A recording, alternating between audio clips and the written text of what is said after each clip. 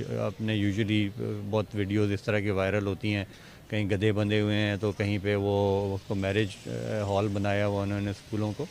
तो गवर्नमेंट का failure main है, क्योंकि दिस इज़ समथिंग, एजुकेशन बच्चों को देना एक सबसे बड़ी रिस्पॉन्सिबिलिटी है स्टेट की। अगर हम अपने बच्चों को सही एजुकेशन नहीं देंगे तो हम कल को क्या उनसे एक्सपेक्ट करेंगे। और अभी आप देखें हमारी जो मेडिकल एजुकेशन है, 2-2 कमरों के उन्होंने टीचिंग हॉस्पिटल बनाए हुए हैं और उसके बाद लाखों रुपए वो लेते हैं और उनके तो टीचर्स को ये भी इजाज़त नहीं होती है कि अपने स्टूडेंट्स को फेल करें।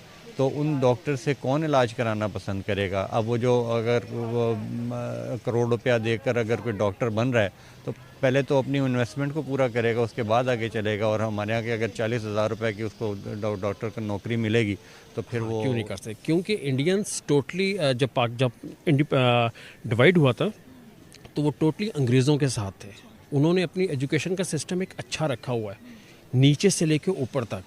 हमारे यहाँ ये नहीं है, हमारे यहाँ सिर्फ एलीट क्लास आपकी बहुत अच्छी है, अंग्रेज़ी भी अच्छी है उनकी और अच्छी जॉब्स भी उनको ऑफर होती हैं और सेटलमेंट भी उनका है, जो बेचारे नीचे हैं। होना चाहिए। जो हमारा स्कूलिंग सिस्टम है ना, वो बहुत ही ज़्यादा ख़राब चल रहा है, क्योंकि इसमें बहुत सारे डिफरेंट सिस्टम चल रहे हैं ऑलरेडी। आप देख सकते हैं एक साइड पे ऑक्सफोर्ड चल रहा है, एक साइड पे कैम्ब्रिज चल रहा है, फिर उसके बाद अमेरिकन स्कूलिंग आ गई है। अब इंडिया में सबसे अच्छा काम उन्होंने ये किया है कि उनका स्कूलिंग सिस्टम जो है ना वो सेम है। अब कैम्ब्रिज जो है वो इंडिया में नहीं चल रहा, ये पाकिस्तान में चल रहा है और अदर जो कंट्रीज़ पाकिस्तान जैसे हैं उनमें चल रहा है। सबसे पहले तो गवर्नमेंट को इनिशिएटिव लेना चाहिए कि जो हमारे एजुकेशन मिनिस्टर हैं वो अपने सिस्टम को डेवलप करें और एक स्टडी सिस्टम को करें। जब हम इस तरह करके डेवलप करेंगे तो उससे हमें तभी फ़र्क पड़ सकता है। इस तरह की दूसरी जो ऑर्गेनाइजेशन है जो आपको फ़ंड कर सकती हैं वो तभी हमारे पास आ सकती हैं। तो सबसे मेरी तो सजेशन ये होगी कि जिस तरह इंडिया ने एजुकेशन से ही आप देख सकते हैं कि उनके बड़े बड़े CEOs, ट्विटर हो गया, गूगल हो गया, डिफरेंट हो गया, वो सब इंडियंस ही हैं। तो हम पाकिस्तानी इस वजह से काफ़ी पीछे हैं, IT में भी काफ़ी इस वजह से पीछे हैं, क्योंकि हम अपने सिस्टम को ज़्यादा डेवलप नहीं करते। हम दूसरों का सिस्टम उठा के अपने ऊपर ले आते हैं, फिर उसके बाद वो हमारा ऊपर से वर्क नहीं करता। तो मुझे लगता है ये कुछ होना चाहिए। अच्छा, वेस्ट ब्रिज कैपिटल है जो कि एक इन्वेस्टमेंट फर्म है इंडिया की, उसने बहुत बड़ी इन्वेस्टमेंट की है लीड स्कूल में। और उन्होंने ये भी कहा है, जो वहाँ के मैनेजिंग डायरेक्टर है इस फर्म के, उन्होंने ये भी कहा है कि हम डबल इन्वेस्टमेंट करेंगे क्योंकि लीड स्कूल जो है वो बहुत अच्छा काम कर रहा है। अगर हम यहाँ पाकिस्तान की बात करें, इन्वेस्टर इन्वेस्ट करता है, शर्मनाक ही महसूस करता है और दोबारा इन्वेस्टमेंट नहीं होती। तो इस बारे में आप क्या कहेंगे? ये देखें, ये सारा कुछ अब बात फिर गवर्नमेंट स्ट्रक्चर पे आती है, गवर्नमेंट बॉडीज़ पे आती है कि हम दूसरों को एजुकेशन की तरफ किस तरह लेके आते हैं। अब जो कोविड गुजरा है पिछले दिनों में, आप देखें सबसे ज़्यादा इफ़ेक्ट किस सेक्टर को पड़ा है? एजुकेशन सेक्टर को पड़ा है। जो एजुकेशन गवर्नमेंट में काम कर रहे थे लोग, गवर्नमेंट के स्कूल्स में या गवर्नमेंट एजुकेशन यूनिवर्सिटीज़ में थे, वो तो ठीक रहे हैं, उनको पर मंथ सैलरी मिलती रही है। जो प्राइवेट था, जो प्राइवेट किसी स्कूल में जॉब कर रहा है या एक नॉर्मल टीचर है वगैरह, उसके लिए सबसे ज़्यादा प्रॉब्लम ही उसी ने फेस किया है।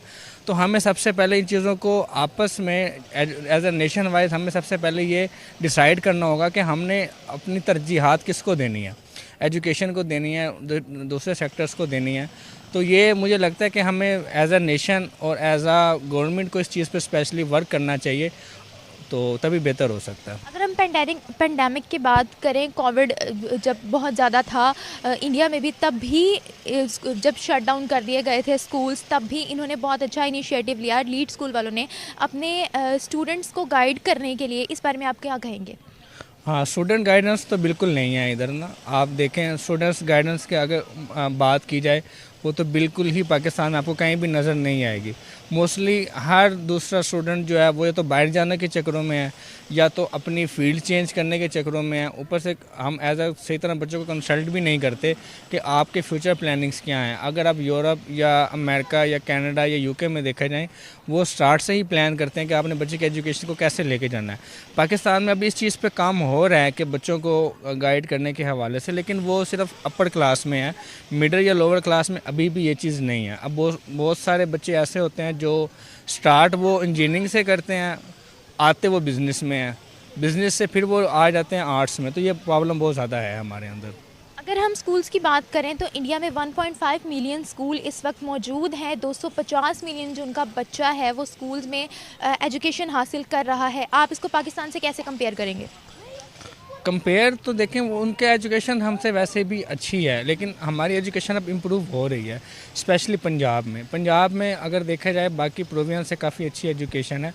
तो हमें और स्कूल्स की तरफ आना चाहिए और चाइल्ड लेबर को हमें ख़त्म करना चाहिए, जिसके दौरान हम बच्चों को और स्कूल्स में भेजें। और दूसरा, अपनी इंग्लिश या जो अदर हमारी अपनी लैंग्वेज है, हम इसको ज़्यादा प्रेफर करें ताकि हम एज आ पाकिस्तान की हुकूमत को भी देनी चाहिए तवज्जो इस चीज़ पे, और जो हमारा जो सिलेबस है उस पर बेसिकली फ़ोकस करना चाहिए। काफ़ी सारी चीज़ें हैं जो उसमें प्रॉब्लम करती हैं सिलेबस में।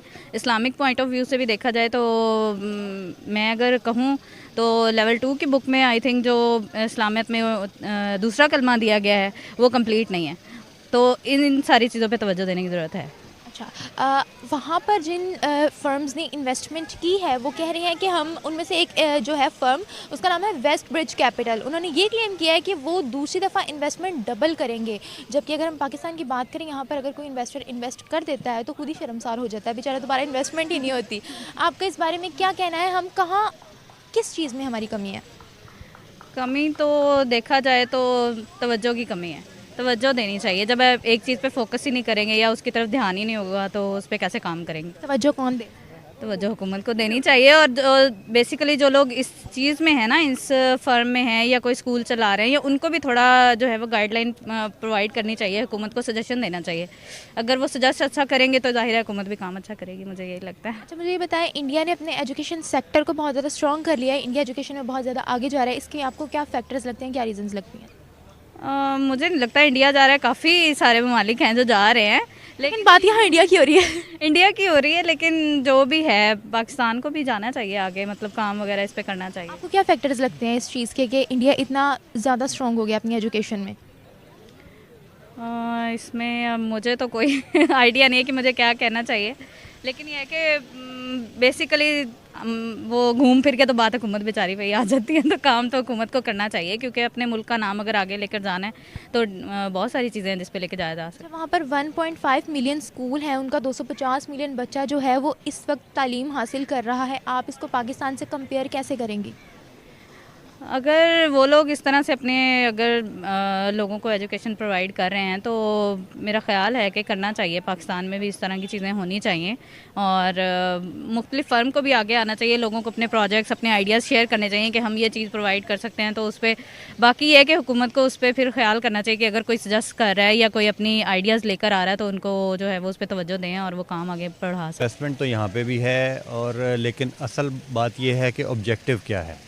अगर इन्वेस्टमेंट इसलिए है कि उससे सिर्फ प्रॉफिट गेन करना है तो यहाँ पे भी जो प्राइवेट एजुकेशन है, it is all like any other business. हमारे जो प्राइवेट हॉस्पिटल्स हैं, दे आर ऑल्सो